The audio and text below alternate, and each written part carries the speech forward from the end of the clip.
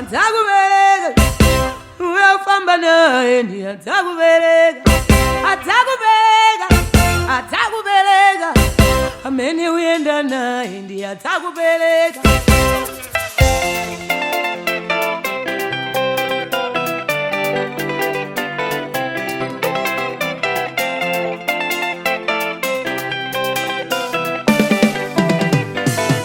Amene uyenda naye ndiye atakubereka, amene umadya naye ndiye atakubereka, amene umadamba naye nkani ndiye atakubereka, amene umamubona ndiye atakubereka, ndiye atakubereka,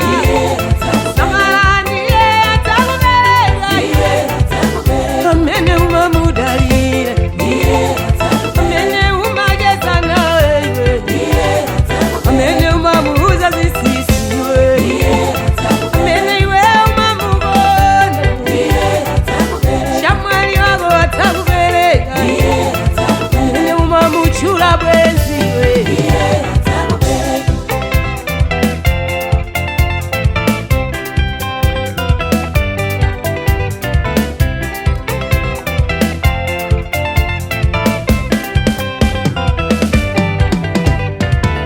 kunali wakululanga iwe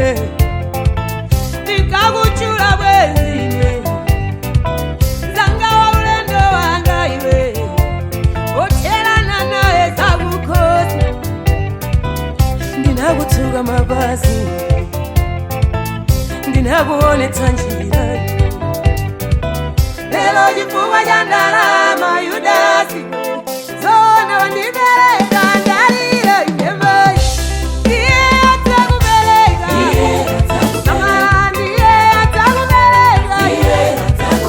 amene umamudalira amene umageza naye amene umamuuza zisisiwe amene iwe umamubona shamwali wako atakubereka amene umamuchula bwenziwe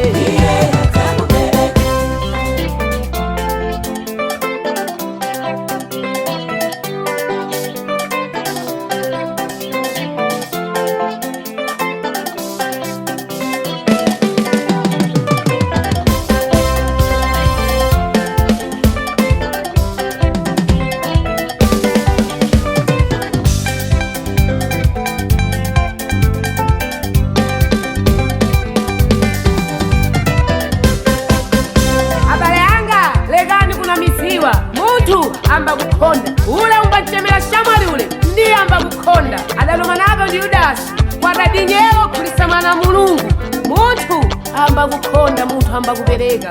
wadidi ndi Yesu yekha bwerani kwa Yesu timpinire pano.